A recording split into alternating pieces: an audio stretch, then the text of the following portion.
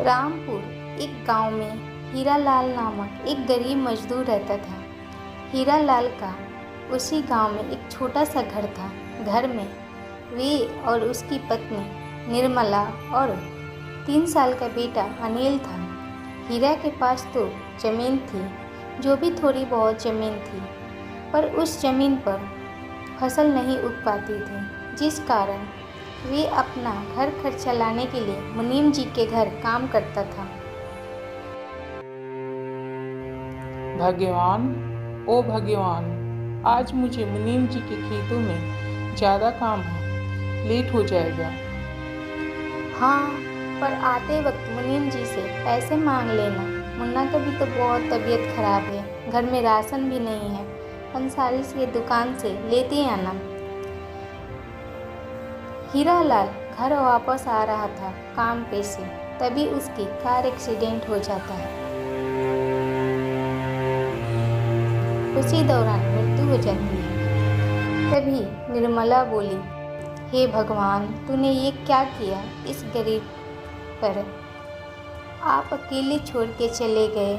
मेरे और मेरे बच्चे इस दुनिया में अकेले हो गए हैं। इस बच्चे को कैसे पालूंगी? अपने पति के गुजर जाने पर निर्मला खूब दुखी हो रही थी।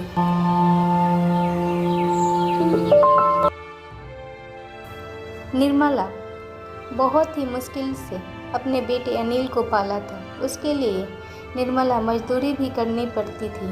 अनिल अब 19 साल का हो गया था।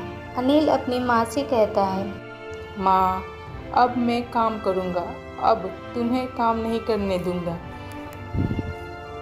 माँ, मेरी अच्छी सी नौकरी लग गई है। बेटा, अब तू तो बड़ा भी हो गया है, तेरी नौकरी भी लग गई। आज तुझे लड़की वाले देखने आ रहे हैं। जैसा ठीक समझो माँ। लड़की वाले देखने आते हैं और अनिल का रिश्ता खुशी के साथ पक्का हो जाता है। फिर निर्मला अपनी बेटी की शादी धूमधाम से कराती है।